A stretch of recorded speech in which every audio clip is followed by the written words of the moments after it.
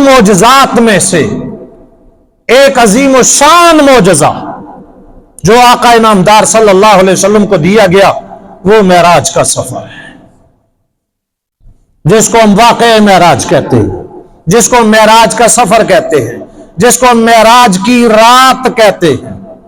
یہ ایسا سفر کہ ایسا سفر کائنات میں کوئی نہیں کر سکا، ایسا واقعہ پھر کائنات میں نہ پیش آیا ہے نہ آئندہ پیش آئے گا۔ اور اس واقعے میں اللہ اپنی قدرت دکھانا چاہتا ہے، محمد مصطفیٰ کی عظمت بتلانا چاہتا ہے۔ اللہ یہ بتلا رہے دیکھو میں کیا ہوں، سبحان الذی اسریٰ بعبدہ، 15واں پارہ بالکل پہلی آیت، سبحان الذی اسریٰ، پاک ہے وہ ذات، پاک ہے وہ ذات، کس سے؟ کمزوری سے۔ آپ یہ کہتے ہیں یہ کیسے ہو سکتا ہے؟ آسمان پہ کون جا سکتا ہے؟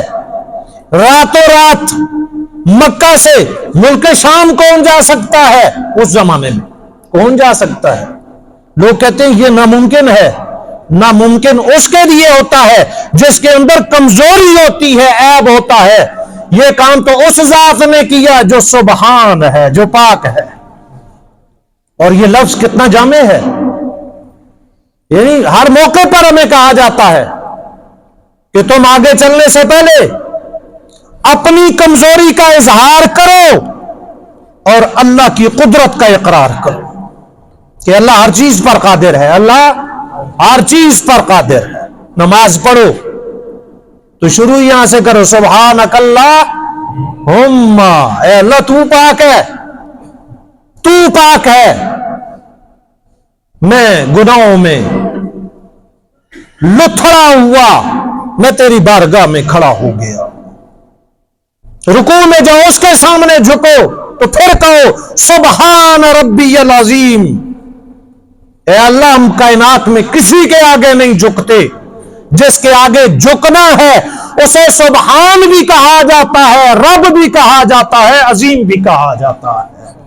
سبحان ربی العظیم، وہ پاک ہے اور کسی کے آگے اس کائنات میں جھکا جا سکتا نہیں ہے۔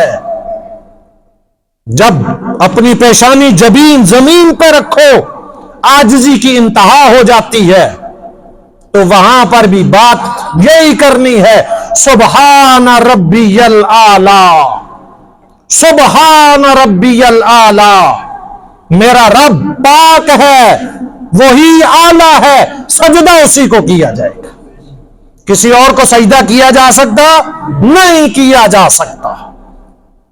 کہ سرکار دو عالم صلی اللہ علیہ وسلم نے ارشاد فرمایا، اگر میں کسی کو اللہ کے علاوہ سجدے کا حکم دیتا، اللہ کے علاوہ، تو میں عورت کو کہتا کہ اپنے شوہر کو سجدہ کرے، لیکن اگر میں نے وہاں منع کر دیا ہے تو پھر اس سجدے کے لائق صرف ایک ذات ہے، کون سی؟ اللہ کی ذات، سبحان ربی الاعلی، وہ پاک ہے۔ یہ تو سفر معراج ہے جہاں پر اللہ نے کہا سبحان، لیکن مجھے آپ کو یہ بھی کہا گیا آپ اپنا سفر کریں، یہاں سے گھر جائیں 5 بجے چھٹی کر کے، بس میں بیٹھیں، گاڑی میں بیٹھیں، گھوڑے پہ بیٹھیں، چھوٹی بڑی سواری پہ بیٹھیں، تو آپ نے بھی اپنا سفر ایسے ہی شروع کرنا ہے، سبحان الذی سخر لنا ھذا وما كنا له مقرنین وإنا إلی ربنا لمنقلبون۔ وہاں پر بھی یہ کہنا ہے، یا اللہ میری گاڑی کیا ہوتی ہے، یہ موٹر ویز کیا ہوتے ہیں، یہ اتنی خوبصورت آرام دہ گاڑیاں جدید یہ کیا ہوتی ہے، یا اللہ سفر پہ جا رہا ہوں، بچانے والا کون ہے؟ اللہ ہے، سبحان، تو پاک ہے۔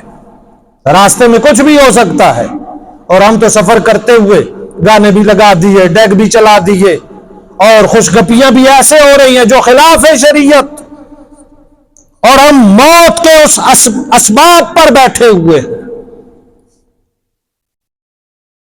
جبکہ سفر کے بارے میں اتنی دعائیں آئی ہیں کہ اگر ہم شمار کریں تو ہم حیرت میں مبتلا ہو جاتے ہیں کہ صرف ایک عام سے سفر کے لیے اتنی دعائیں کیوں؟ اس لیے کہ سفر یہ تکلیف کا نام ہے، یہ مصیبت کا نام ہے، یہ پریشانی کا نام ہے، نہ جانے کہاں پر کوئی حادثہ پیش آ جائے۔ اس لیے سفر کرتے ہوئے اللہ سے مدد مانگ کر کے سوار۔